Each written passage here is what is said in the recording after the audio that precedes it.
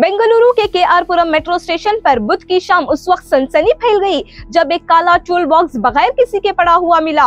शुरू में लोग सिर्फ दिलचस्प थे, लेकिन करीबी मेटल डिटेक्टर बीप करने लगा तो वहां मौजूद मुसाफिरों में खौफ की लहर दौड़ गई। आजादी का दिन करीब होने की वजह से पहले से ही सिक्योरिटी हाई अलर्ट पर है। ऐसे में लोग घबरा गए। सबको लगा कहीं ये बम तो नहीं। कुछ ही मिनटों में पुलिस मौके पर पहुंच गई। बम स्क्वाड, एम्बुलेंस और फायर ब्रिगेड भी वहां पहुंच गए। पूरे इलाके को घेरे में ले लिया गया। तकरीबन आधे घंटे तक स्टेशन पर खौफ और बेचैनी का माहौल रहा। लोग डरे हुए थे, उलझन में थे और बस ये जानना चाहते थे कि आखिर इस बॉक्स में क्या है। आखिरकार बम स्क्वाड ने बड़ी एहतियाती से बॉक्स को खोला और देखते हैं कि अंदर से स्क्रू ड्राइवर और रेंचेस वगैरह हैं। गलबन कोई वर्कर या टेक्नीशियन गलती से छोड़ गया था। इसके बाद मेट्रो स्टेशन को महफूज करार दिया गया और ट्रेनों की आमद व रफ्त दोबारा शुरू हो गई।